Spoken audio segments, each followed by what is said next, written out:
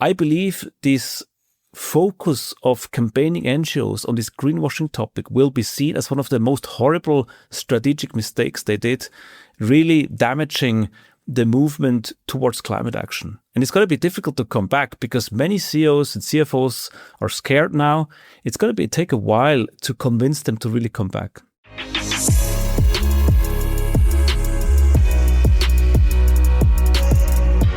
Welcome to the State of Sustainability podcast, where we unpack the topics and trends of corporate sustainability with me, Saif Hameed, founder and CEO of Altruistiq.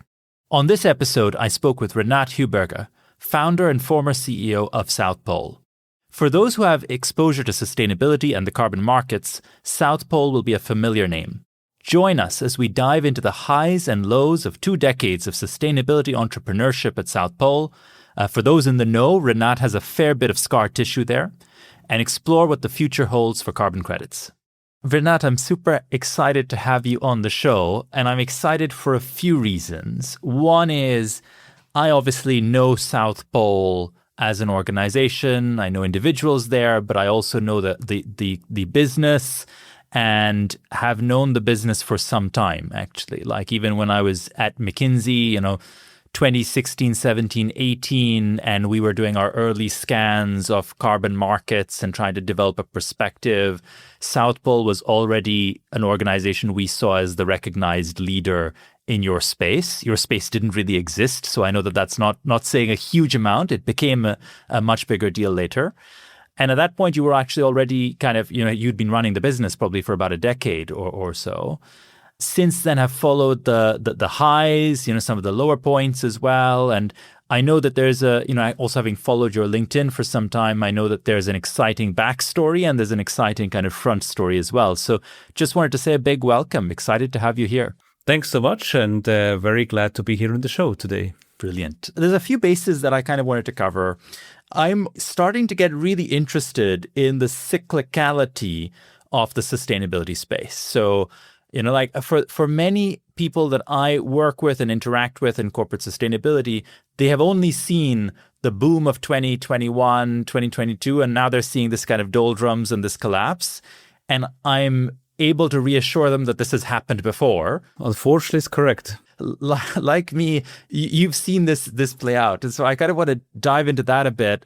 I obviously want to touch on the South Pole story, but my opening gambit, my first question is just like, how has the roller coaster felt having been through this for a bit?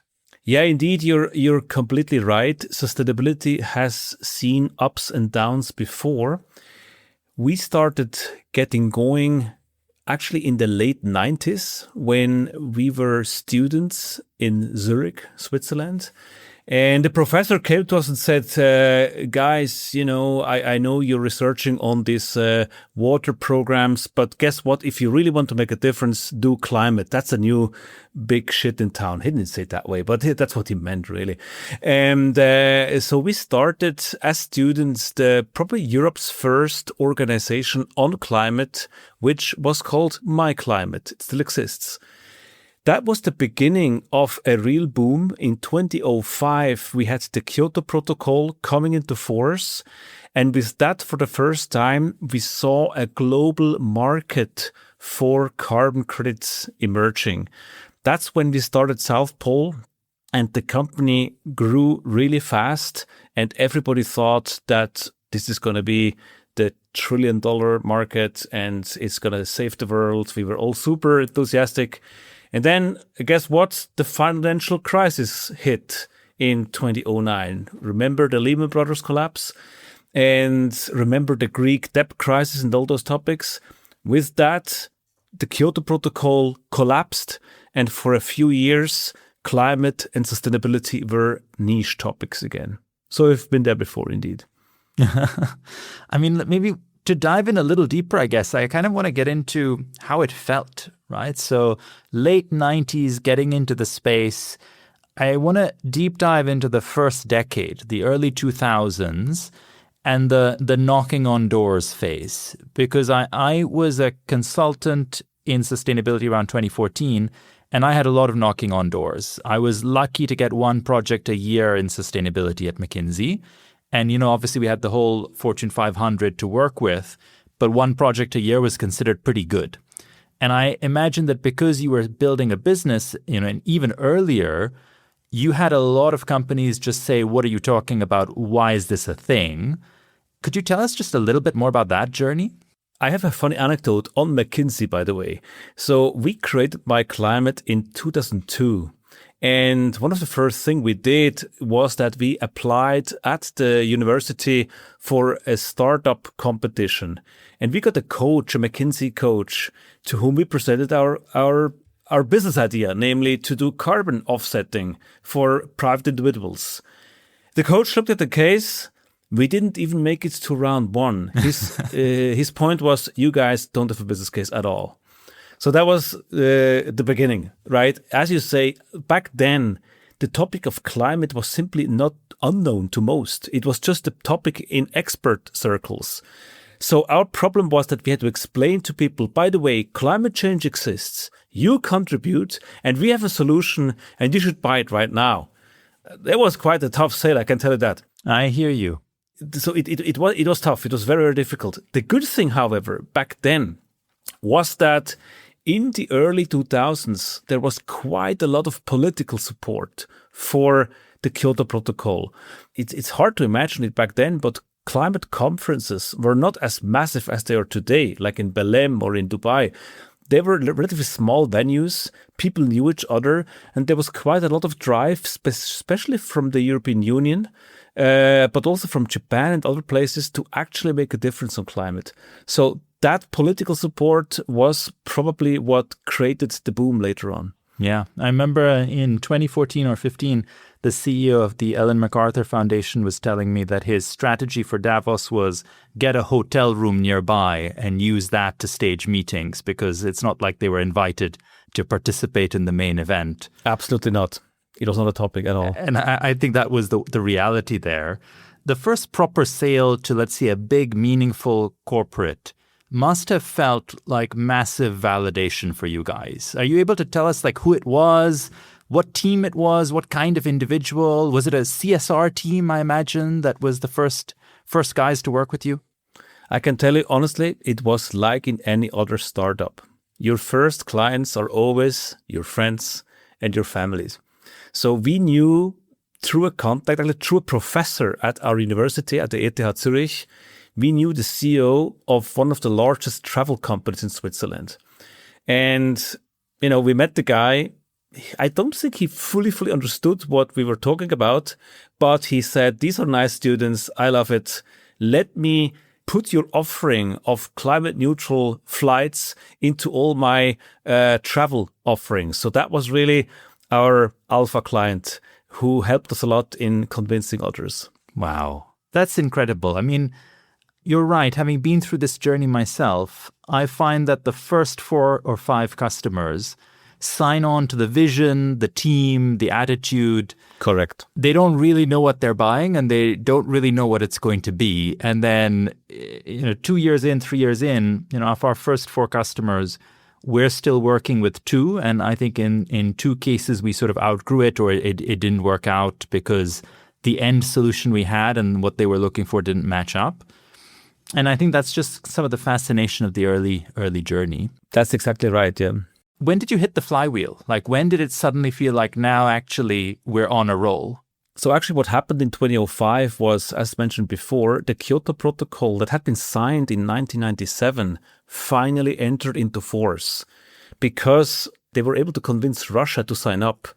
The US had been out, and one knew if the US is out, Russia has to be in. And that happened in 2005.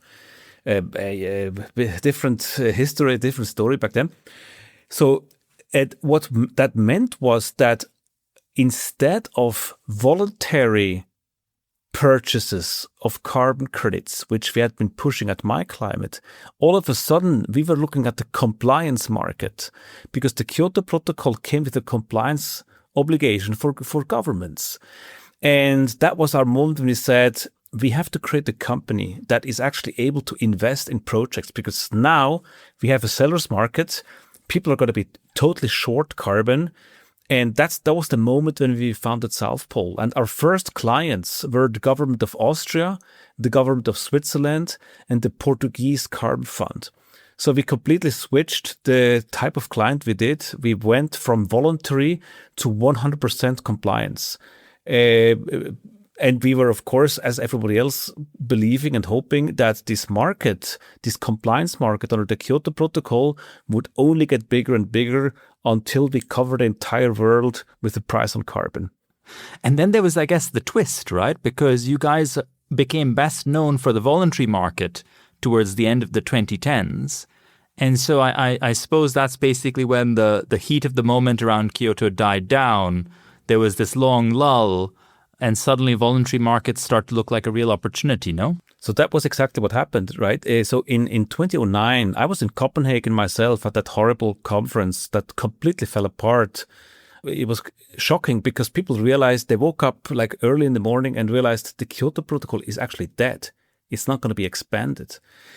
And it took about half a year, but you could actually see on your screen how the market price went down, more or less against zero because there was no more demand. And now we at South Pole, we were stuck with about 50 or 100 projects that we had built up. They all had clients until the end of 2012, but then nothing. So many companies back then folded. One after the other went bankrupt.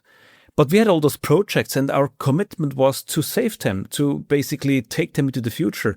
So in a way, we had no other option than to go back to the roots, to what we had done at myclimate. We did voluntary between 22 and 25. So we went back to those roots and said, well, in the meantime, while waiting for a new compliance scheme, let's do some voluntary. We, of course, believed that in 2-3 years from now, we're going to have a new compliance market. We didn't know back then that it would take nearly a decade for compliance to come back again. The fact that we were big in voluntary was actually not an intention. We had no option because compliance buyers were breaking away. And I guess that allowed you the space to really create something meaningful in the voluntary market because, obviously, I think that there are a few numbers floating out there in the public space. I had some that I found online and some that I heard through the VC circle. But my rough estimate would be that at one point you guys were probably doing 20% or so of the voluntary market. I don't know if that's way off or on the money. That is totally possible, but you have to keep one thing in mind. It was not very difficult to have 20% of a market when the market is so small. Yeah. So for many years, there was only South Pole and a handful of other players, and there was a handful of clients. And we were again in the World Economic Forum knocking on doors, like in the good old days. There was no space for us in the main conference program. So yes, we were a big player, but the reason was not that we were a very big company. The reason was the market was just very tiny. But inside that market, we always believed, and we continue to believe, that the voluntary market was a stepping stone to a new compliance regime. And that's why we kept pushing. We kept working on methodologies, on projects, hoping and believing that that work would one day convert again into something much bigger. Renat, this is a leading question, but I invite you to disagree with me. Do you think the market got really overheated around 2020, 21, 22? It got completely overheated. What happened? But that's actually an interesting question. And there's a number of ways how to tackle it. Keep in mind, we come from a decade of stagnation. Keep in mind, we have IPCC 2019 telling us about the last decade. Those words still ring in my ears loudly and clearly. We read in 2019, dear friends, you have 1 decade to go. If we are not managing to turn around climate change in the next decade, we're going to be shooting past 1.5 and even past 2 degrees. Yeah. So here we were at South Pole with a company which was small but quite large in relative terms. We all felt like this has to be our moment. If not now, then when are we going to scale this and really basically tackle the gigatons and not just a project here and there? The mood was great. Remember, Renat Heuberger was on the street CEOs listened to their kids on the kitchen table, and the kids said, Papa, why does your company not do anything? A lot of CEOs went out, put up net zero targets, science-based targets, climate neutral targets. It was a colorful, massive movement. Many people didn't really know what they were talking about. It was a bit back, like in the 20 years back, but there was a strong commitment and just a strong desire to now do something. And as you can imagine, in such a situation, things do overheat. It's a classic feature of venture and also private equity that once the leash is loose, everybody wants to jump on the bandwagon. Yeah. You had piles and piles of money flowing in, tons of new startups coming up, tons of business plans. And not surprisingly, some of that proved to be less robust than it was intended. But the mood in 21, 22 was actually really good, despite COVID. That's also interesting, despite the crisis we were in back then. Yeah, and I think it's particularly interesting because the nature of the offsets business is very physical. Like the actual projects are happening, in the real world, in communities often, especially REDD plus projects. You have a whole community mobilization piece. And a lot of this was happening during COVID, and a lot of livelihoods depended on this happening well. I think that there's so many pieces I want to go into. I have this pet thing around cook stoves. I kind of find that for me around 2021 too, cook stoves sort of symbolize this weird backlash where there was this massive, at least in the echo chambers I was in, there were all these people saying, Project X is a good offset project, Project Y is a bad offset project. And so like biochar is great, cook stoves is bad. And at the same time, I'm kind of looking at cook stove projects and thinking this is great for health outcomes, this is great for longevity, this is good for the environment. Do you feel that we started, at the same time while the market was getting overheated, we started nitpicking into what is good versus what is great versus what is ideologically sound?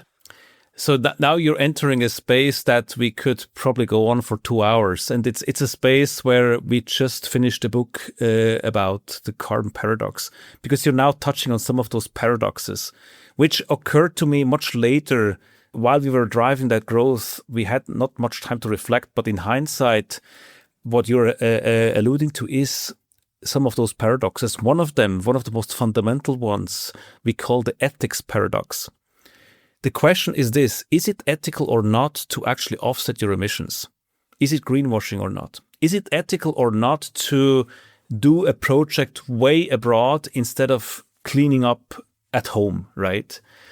At the same time, there's also an ethical question. Should you invest all the money at home when you could at the same time make a difference in, let's say, Kenya or Rwanda with the cook stove program? So it's ethical argument against ethical argument. And that creates a dispute that has lingered in these carbon markets for decades. But it, of course, as long as these markets were very small, not many people cared. But the moment they started scaling, all those unanswered questions, all those paradoxes started to come up again. And a second problem that happened, we call that the crowd paradox. Keep in mind, back in the day, it was perhaps a few thousand people coming to a climate conference. In Dubai, we had more than 100,000 people. Yeah. Mostly bankers. Everybody was there. You would think that if you think about the football stadium, such a big crowd, that must be fantastic, right? It creates a good atmosphere and the club is playing really well. But paradoxically, in climate, that big crowd tends to lead to chaos and competition. Yeah. And that's a bit what happened. So if I'm the promoter of a biochar technology, you're my competitor because you're selling cook stoves. If I'm in cook stoves, I don't like Red Plus because that's a competition too. So instead of cooperating and trying to make that market big and scale, all the proponents started to point on each other. And that's really one of the topics I find such a shame in our space. I keep asking the question, have you ever seen an oil company blaming another oil company? Or have you ever seen a coal company like throwing dirt at another coal company? These guys don't do that. They are competing, but they're not fighting in public. we on the environmental side, we love fighting. We love picking, seeing mistakes everywhere. I'm holier than you, than thou. And so that seems to be a weird phenomenon in the environmental space. Yes, I want to come back to this because obviously you have more scar tissue from that fight than most. But, I think it's so interesting how in the environmental space, we love to find unsolvable problems and put the unsolvable problem in the way of doing something practical. And so, you were talking about, for instance, this topic around, do you focus on what you could do at home if you're sitting here in Europe, or do you finance something abroad? One of the organizations I co-founded is the Pakistan Environment Trust, which has played a role in developing the local carbon markets in Pakistan. And there's an interesting ideological debate there, which you'll obviously have seen replayed in Kenya and elsewhere, which is, do you have a nationally determined contribution to climate change mitigation as a country versus do you export your emissions reduction? Like, do you actually say, hey, we want South Pole and other organizations to bring money into the country to finance stuff that will reduce emissions, which counts as an export. It's dollars coming into the country contributing to foreign exchange. But actually, that means that we will never really decarbonize our economy fully because all the low-hanging fruit gets sold out? Or do you say, no, we want to hold on to that budget because we want to be a clean, green country on paper in accountancy terms in 20, 30 years? From my perspective, money now doing projects locally coming into the foreign exchange bucket is a good thing, and we shouldn't let the accountancy jump in the way of that. But I don't know what you think. Well, I have to say that you're touching on yet another paradox. We call that the ambitions paradox. And it's really bizarre. It's complex, but it's actually also simple to understand. The problem is this, as you say, if a country decides to accept climate finance to meet its NDC, its nationally determined contribution, it actually means that what the country should do in that case is to lower its ambition, because the lower your ambition is, the more money you can potentially make with climate finance. So there's a moral dilemma. A country that is increasing its ambition actually kicks itself out of carbon finance. And this is a fundamental paradox that is actually not solvable. You always have it. And it's quite easy to exploit and criticize the whole system. Of course, it's solvable. Everything is solvable. But it needs a conscious decision to say, look, we make a top-down decision that we here in Pakistan or in Kenya, we focus on technology XYZ. And for example, if you fund a project in the cookstove space in Pakistan, we share. 50% goes to my government and 50% to your government. Something like that. It's quite easy, but you have to actively solve that. If you don't, you're ending up in these moral dilemmas that we just talked about. This podcast is brought to you by Altruistiq. Sustainability teams have one thing in common. They all have messy data sitting in silos across the business. This means 60% or more of their time is spent getting data into shape and not making sense of that data or using it to drive action. Altruistiq's AI-based tools can help. Meet Evie, your in-house, always-on-call sustainability assistant. Evie works alongside you and your teams to clean up and transform your enterprise data into usable emissions calculations. Even better, Evie helps you interrogate this data, working like the junior analyst you wish you had. AI alone won't solve all your problems, but data transformation is one you can cross off your list. Visit altruistiq.com to find out more. That's Altruistiq with a Q. Yeah. Renat, speaking of moral dilemmas, I want to come back to greenwashing and green hushing and the line between them. And you've had really a front row seat. Actually, I think better than a front row seat, you've been caught right in the middle, basically, of this. And I don't even know where to start on this front. But like the topics that I want to go into is, which do you think is worse? Like that's sort of one direction I have. And the other is, I'd love to just get a sense of like how it felt being effectively, I think, a bit like a scapegoat for just a bigger debate happening around you around the nature of carbon markets in general and the nature of corporate action in general. I mean, those are the two themes, but like I'd love to kick off wherever the story feels most pointed. I mean, as for the second question, the scapegoat topic, to be honest, I think that's the risk you take when you're an entrepreneur and you happen to be the market leader, but unfortunately there are very strong interests to take that market down. South Pole and myself, we were just very interesting targets for those people who saw an opportunity to take the market down. Simply because we're big and we had a high valuation, we had prominent investors and all that.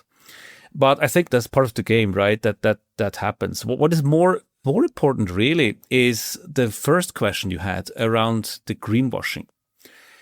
Because let me start by saying very clearly, of course, greenwashing is bad, should not happen, and it did happen in a few cases. That's right.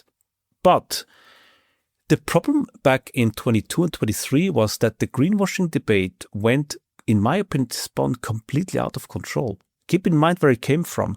CEOs had just made those commitments 2 years ago. They experimented with net zero, with science-based targets. Most of that happened on a completely voluntary basis. None of those companies had any obligation to do that.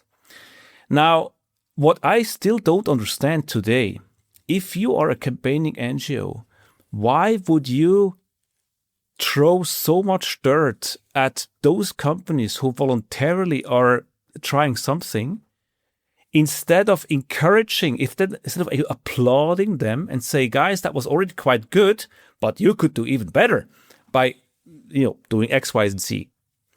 The strategy to call out everybody who was doing something on a voluntary basis as greenwashing has led to a situation where companies simply either just stop doing things or start so-called green hushing. They might still do some things in secrecy, but they're no longer talking about it. And I personally believe that if you look back in history in 20 years from now, I believe this focus of campaigning NGOs on this greenwashing topic will be seen as one of the most horrible strategic mistakes they did, really damaging the movement towards climate action. And it's going to be difficult to come back because many CEOs and CFOs are scared now. It's going to take a while to convince them to really come back. Renat, I think that, if we go into the greenwashing topic, and obviously, the Zimbabwe project for South Pole was sort of at the center of a lot of the news around this. I think that there's a couple of angles one could take on this. I think one is obviously the angle that was taken in most of the press, which is this is and apologies, I'm paraphrasing what was in the news, but there's a project, there's been double counting, there are questionable claims, these claims are being sold, these claims are being reused, and this is all over the climate strategies of some of the best known brands in the world. There's the flip side of that, which is, if I kind of look at it as a recovering lawyer, there's a question of South Pole's arrangements with its customers, which is kind of a private corporate dispute, basically, to the extent that there's something there or not there, it's a matter of contract, basically. And actually, there doesn't need to be a massive public dilemma over this. I kind of see your point a little. It's like your laundry was dragged out into the public space and prosecuted by the world, whereas this could have been resolved as a matter between you and your customers and potentially you and your suppliers. What are your views on that? Like, obviously, I would expect that maybe there's a third position as well, but I'd just love your take. Well, one thing that's important to note is that there have been a lot of stories on that project and on South Pole and on the clients which were just outrightly wrong. For example, this whole double claiming topic. We have had many investigations internal as well, and the conclusions are very clear.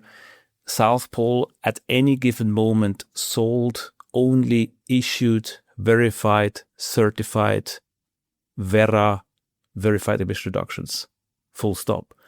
And that's also why there is nothing, right? There's no pending case or whatsoever. There was simply, legally speaking, methodologically speaking, nothing wrong at all. It was that project also, and South Pole got dragged into this general mood in 23 of trying to destabilize the market. Having said that, absolutely, the project itself in Zimbabwe was far away from being a perfect project. The developers on the ground, they launched in 2011. That was still when Robert Mugabe was president of Zimbabwe. It was a horrible time. The country was completely impoverished.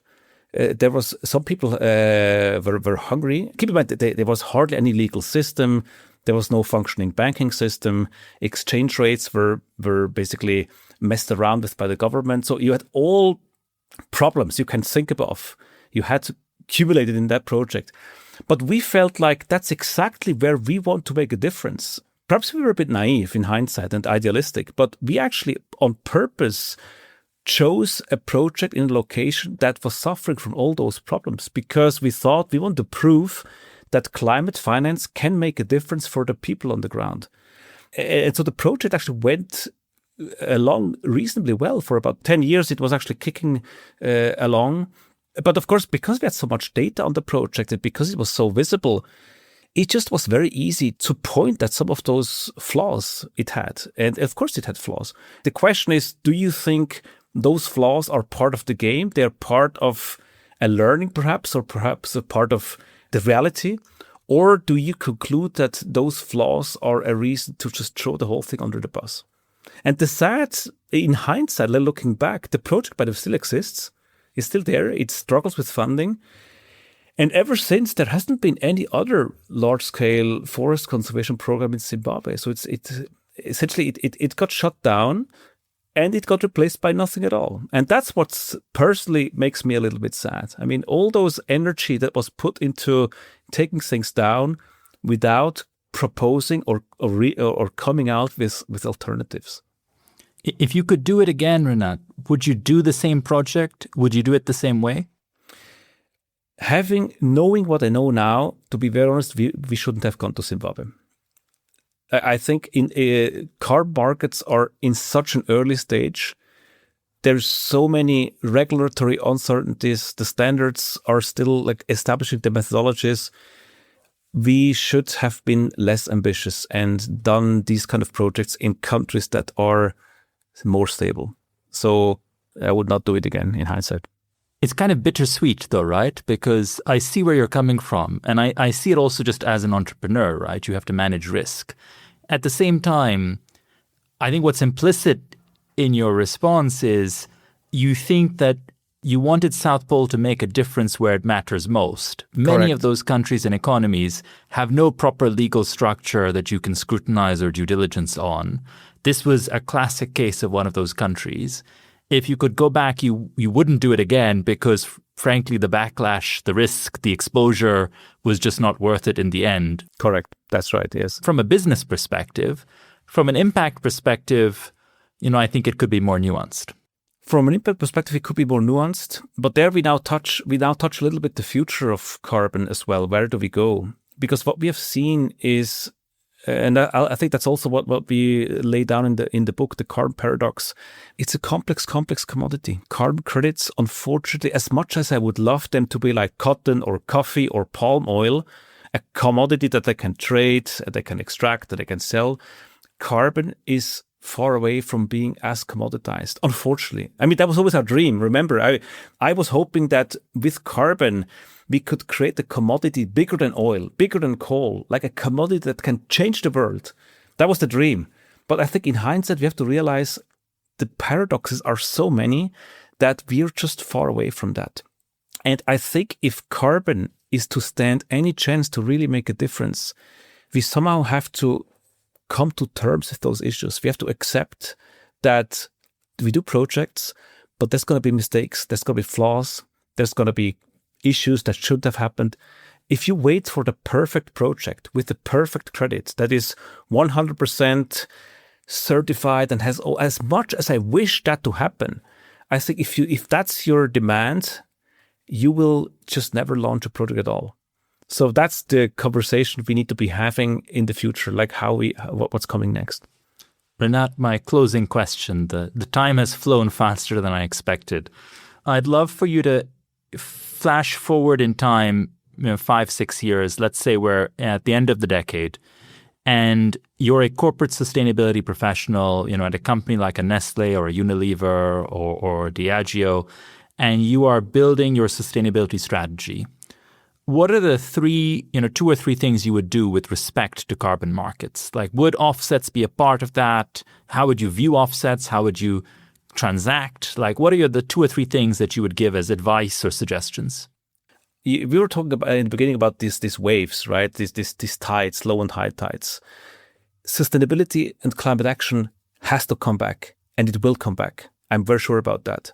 And one thing that has to happen over the next 5 years is that we need better, more robust regulation on carbon. And I'm looking at the UN and its Article 6.4. Right now, people would say, "Oh, forget it. It's too complex and all that." I know. It's horribly complex. But the urgency is so high that I have some hope that within the next 3-4 years, some governments might figure it out. And there might be a south-to-south learning as to how to deal with all those questions. Why I'm saying all that is because if we had a carbon currency, and it could be called differently, we proposed the new name climate unit and dropped the word carbon credit with hash problems. If we could rally support behind a new currency, for example, climate units that are actually validated by governments, that could take the problem, the fear away from sustainability managers that this is a currency, this is a credit they buy, and then 10 days from now, I'm actually in the Guardian headlines. Nobody wants that, right?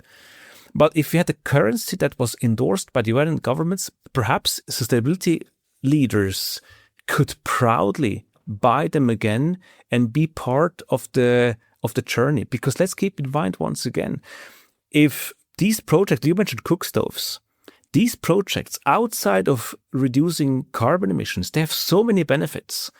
It's health benefits. It's saved time because you don't have to collect the wood. It's cleaner. It's more reliable. There's so many benefits that if you are able to participate in these kind of credits, you are actually making a real difference.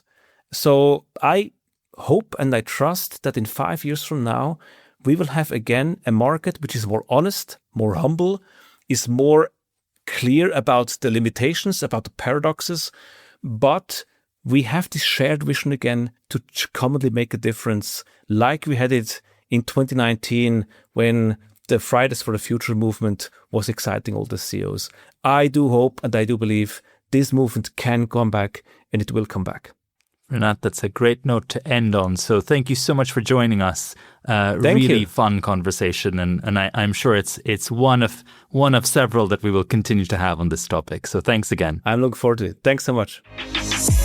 Always great to end a sustainability conversation on a high note. If you've enjoyed the podcast, please hit subscribe or follow. If you want to help us out, please consider leaving a review.